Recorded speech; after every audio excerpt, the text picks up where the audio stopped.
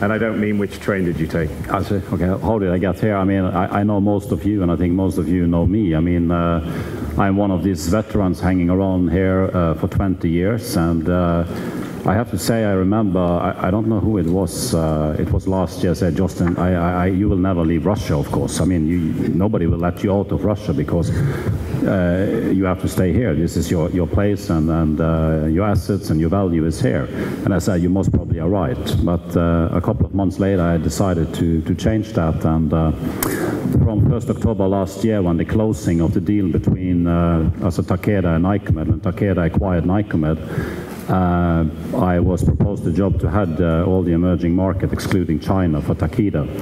And basically, you know, emerging market for Takeda is basically the ex-Nycomed legacy. I mean, mostly this is Russia, CIS, Brazil, Mexico, Latin America, quite a bit in the Middle East, Turkey, but little in India, almost nothing in India, and you know, also in other Latin countries, we also, you know, on a lower level. So for me, it was an opportunity to basically do something I did in Russia, building up Nycomed from 0 to 600 million euro in my career. So I was going to ask about that. So basically, the rumor in the market is that of the 9.6 billion euro that the acquisition cost, 2 billion or so was just for this man. So what value did you bring? What's the experience that you brought that Takeda saw as being the thing that could be extrapolated to other emerging markets? Well, in the Nycomed legacy, Russia, CIS, or the CIS region, were the biggest market. It was like almost 20% of the total revenues and even higher of the profits. So of course, a big part of the acquisition deal was definitely emerging market as a total, but the most important was definitely, or one of the most important assets was Russia, CIS. So I mean, I'm extremely proud what the team and myself did to make that happen. And of course, if you can make a successful investment story in Russia for the international financial community, this is the best thing you can do as well, to propose the interest for other investors to invest seriously in Russia. So you're saying that Russia was the hard case where you learnt your strong lessons. What lessons did you have to learn in 20 years? And how has it changed? You know, I mean, when I took the job in 1987 in Nycomed as a young man, I was coming from the Norwegian Trade Council in Düsseldorf after 2 years in the diplomacy. I mean, I thought I came to another world, because, you know, the only thing I saw was people walking around in corridors in white doctor coats, in marketing department, everywhere, you know. So I thought, this is not my industry, so I have to get out as soon as possible. But I enjoyed it from the first moment, actually. And I remember we were 7 trainees who got the job in 1987. And basically it was, you know, we have to split the world between you. And you, young man, Jostein, you take the East and Soviet Union. So I was not very happy with that, I can tell you. So, but when I first came in 1987 to Moscow and Leningrad, you know, I thought that I would stay here for a year or two. On this job, but it became 20 years, and since 1994 or 1993 I've been living permanently in Moscow. So I still have my kids and wife living in Moscow, but they are coming to Zurich in Switzerland in July, August. Yeah. So just to pick apart what has moved here that has made things easier for you, or made it easier to be in the position that you're currently in, to get that large proportion of sales being here in Russia. What did it take? You know, it's very easy to sit here today and all of us and say that, you know, today we have nice revenues. There are about 10 companies here with revenues between 500 million and 1 billion euro. But you know, from where is this coming? It came from somebody before us or ourselves. There are many here like me, or at least a group of people who set the vision of these companies about 10 years ago, 15 years ago, etc. You know, so if you do not have a vision or thinking, long-term strategic thinking, where you want to bring your company in these markets, you get nowhere. And then comes the second, that you also need to inspire people to get that vision through, and you need to execute, and you need to drive the organizations. So if I should think back, what has changed during these years? Of course, if you think back to 5 years, there's a fundamental change here. You know, if you said, who could expect what's happening with Facebook and all these things, you know?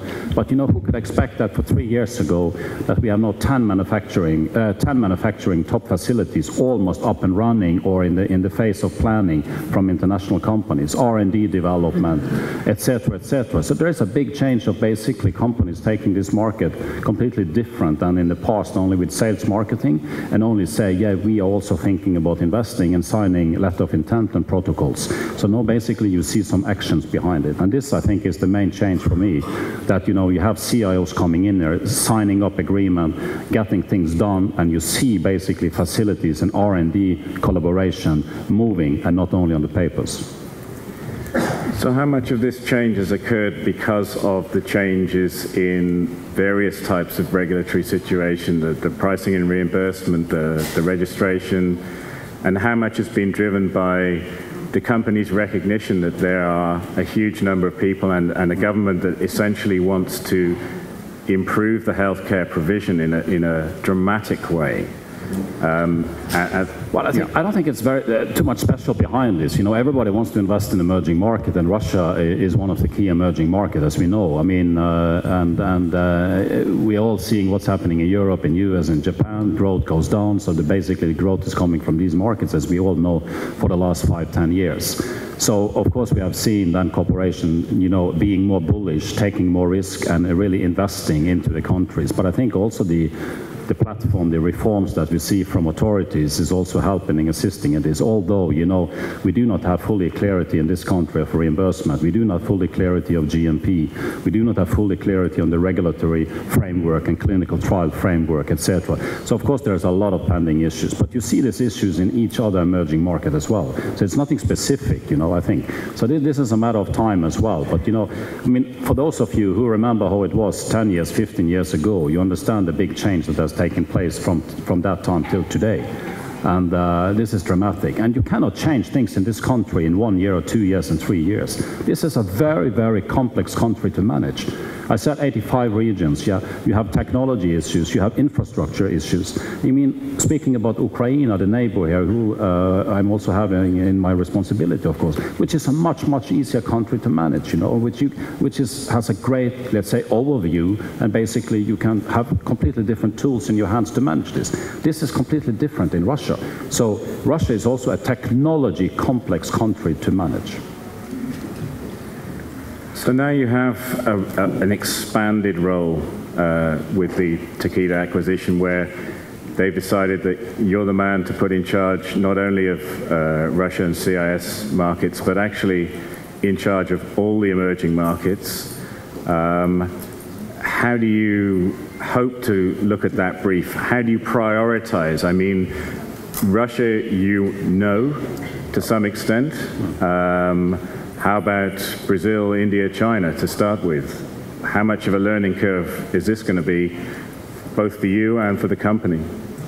Well, first of all, I think I do not have time to a big learning curve. You know, I mean, not because I'm 53 years old, but, you know, in the end of the day, you know, I'm a person who's trying to build at least strong local teams. I mean, the main success factor in any emerging market, Brazil, Mexico, India, Russia, Ukraine, China, is strong local leadership. It's nothing else. Strong local leadership and team building, peak teams. That's the key success factor. I was in Sao Paulo 2 days last week, and we have a great team down there, and I think the main success of our company down there is the team when I saw it. And, you know, and I liked the presentation from my Brazilian colleague. And it's very similar to Russia. It's a retail market, it's a branded generic market, it's a lack of reimbursement, etc. So very much of the same similarity, basically, in Brazil as in Russia. So to answer your question, John, I think that I don't have time to learn India, Mexico, Brazil, all these countries, hundreds of countries. You know, I just have time to get the best area head in place, get the best country managers in place, get the emerging market strategy designed and executed, and put my 5 years plan ahead and deliver above expectations. That's what they hire me for, and that's what I'm going to do. You mentioned strong local teams or strong country teams. How do you recognize a strong country team when you see it? What does a strong country team have to deliver in terms of, I don't know, relationships with the wholesale, retail, government, research? Is it all those dimensions, or? Well, I mean, this is also by experience and intuition and understanding of who is a good manager, who is not a good manager, and who is able to build teams. And I think this comes by also a non-learning. You know, either you have it inside yourself or you don't have it. You know, I believe I'm a pretty much a born salesman and understand what is important for the clients, for the community, and also what is important for the internal organization. So I think with that experience in people management, because in Nycomed legacy, at least during my time, the main focus for me was people and build up organizational structure, talent development, and very much focus on people. And this is what I'm going to do as well in emerging market for Takeda. Focus on talent development, talent programs, succession planning, retaining, etc., etc. Not only by PowerPoint presentation, but basically by visibility and execution that people see this. But of course, the main thing is track record. The main thing is to deliver on promises. And of course, if you have country heads or area heads coming with promises and 2-3 times there's always excuses and always deviation, etc., etc., you know, you have to think twice and you have to change. But all in all, I think this is by sound human judgment of talent, of people talent that you believe in. So I don't think it's anything specific about that, actually. I think leadership, as you know, is the most difficult thing. It's much more difficult than anything else. You said that the Russian market and the Brazilian market have some similarities. In what ways? Because when I think about dancing, I don't see much correspondence between Russian dancing and Brazilian samba. But the market. You have been too little in Russia then, because you haven't seen me dance. Here we dance a lot, I can tell you. Maybe not now, but in the evening here, you know. And I see a lot of similarity. I mean, there is the same emotional touch in Russia as in Brazil. You know, if Brazilians say Russians are not emotional, they should come to Russia because the emotions are really here, you know. And I think there's a lot of similarity, actually. I mean, again, I repeat myself, on the business side, yes, in pharmaceuticals, it is retail, it's branded generics, it's low price, it's dominated in Brazil by national industry very much, you know. And so there is a lot of similarities, and not only in Brazil but also in the other emerging markets. But again, you know, I have to say that I never understood people who always say that, you know, in Russia it's so complicated, everything, you know, everything is difficult, it's a trudnost, you know, this is not true, you know. In the end of the day, either you know it or you don't know it. If you know it, it's not that damn difficult. You adapt, you have strategy, you have good people, you execute, you are a good salesman into the board of directors or the executive committees, they believe in you, that they have confidence in you, you deliver on track record, and you get what you want. It's not more difficult than that, but you have to have the right people on the ground. So if you've got the right people on the ground in Takeda, is the emerging market sector for you going to actually be a driver for the company, or is it always going to be a bit of a cart that's being dragged behind the horse? Well, you know, Japanese companies are not fully globalized company, at least not in the pharmaceutical arena. So, of course, Takeda acquired Nycomed very much for presence coverage in Europe and especially in the emerging market. And of course, the main growth for Takeda onwards is coming from emerging market, also the growth. Still, the emerging market in value will represent a relatively lower percentage than, of course, Japan, United States, and Europe. But in a 5 years' time, emerging market will overtake Europe in Takeda company. So, of course, the main focus, very, very much from Takeda, is emerging market. And of course, I feel that on the expectation. I feel that on my shoulders. And during the 6 months in Zurich, I have established a very, very solid, strong team, support business team, who will support the emerging market for Takeda. And of course, the strategy is very, very ambitious, and in the next 5 years, we will be a number 10 ranked company in each emerging market that I'm responsible for.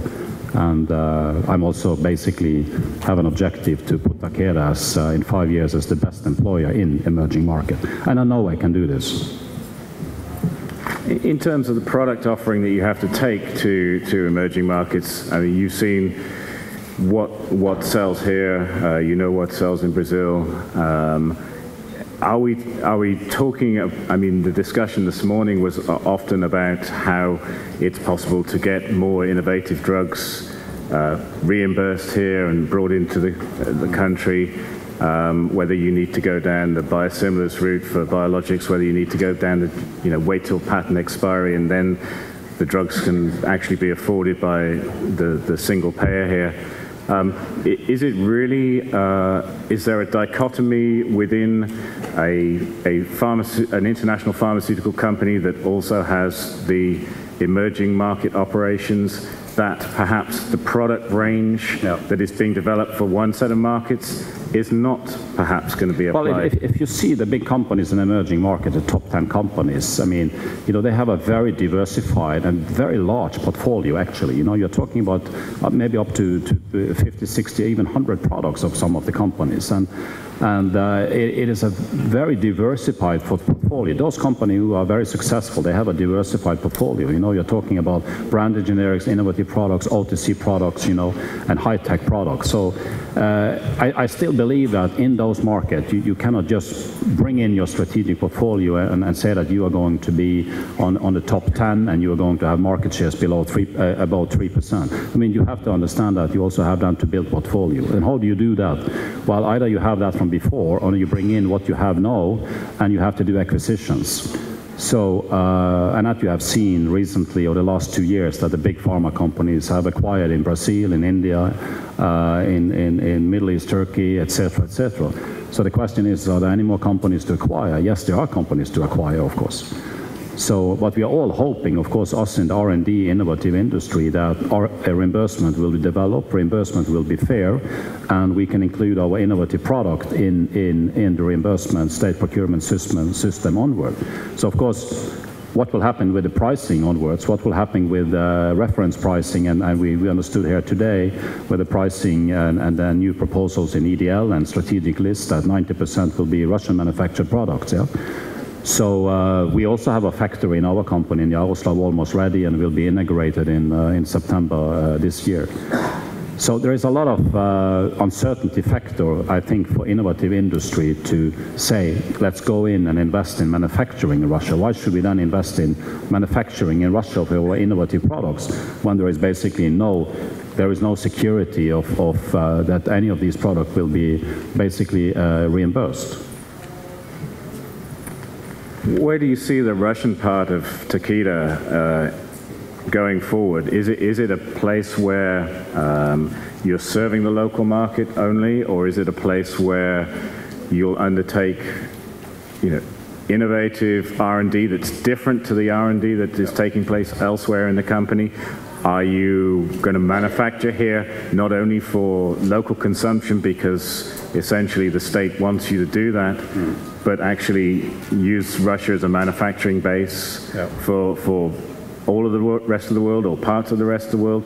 This may be inquiring too much into Takeda's own forward planning. I think any international company setting up facilities in Russia, that is mostly for the Russian pharmaceutical market, eventually for CIS. But in the end of the day, it is basically for the Russian market. Very much the reason is market access. But if you have retail products, high volume products, non-prescribed products, you can defend your investment basically by producing, manufacturing those products instead of, let's say, adding in your innovative portfolio, which very few ones will do, of course. What I was a little bit missing here today, listening to different presentations, was of course putting the patients in the center. and also taking us more social responsibility. We all know that big companies here in the hall here today have a huge focus on social responsibility, social global programs, maybe built on to social program on the regional level, on the areas, on the countries level. And we should also not forget that we are basically in the pharmaceutical industry, manufacturing, developing product for the best of the patients. And we also have to take, maybe from my point of view, a little bit bigger piece in the social responsibility in building up, let's say, a better climate and a better transparency and a better future in these countries as well.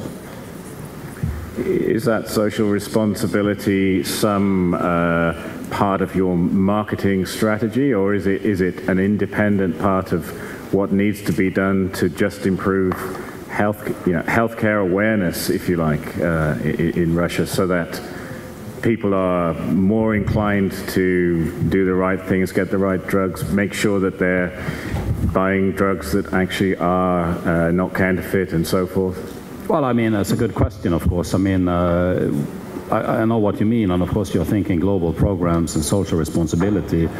You're always thinking, what will that add to my bottom line, and what will that add to my image and my perception, and how much will I increase my businesses? That was not what I meant. What I meant was that we should have a more dialogue, the industry and authorities, and we industry should take a rather larger step in a different social responsibility. I don't know exactly how to do that, but in these markets, we have to think new as well. We cannot just sit and blame that the market is declining. No, we are not having a improvement on the reimbursement clarity, on the GMP, on the clinical trials, on the regulatory side, etc., etc., etc. I think we also have to step up and do something. Do you expect to see a Russian blockbuster in the next 10 years? I expect to see Russian development coming much, much stronger in the next 10 to 15, 20 years. And I think we will see definitely Russian blockbuster products. I think we will see Russian R&D coming up, and I think we will see Russian strong pharmaceutical companies coming up. So I think we also have to face that. I mean, I think that's very good science and a good tendency if that happens. Nothing is better than that.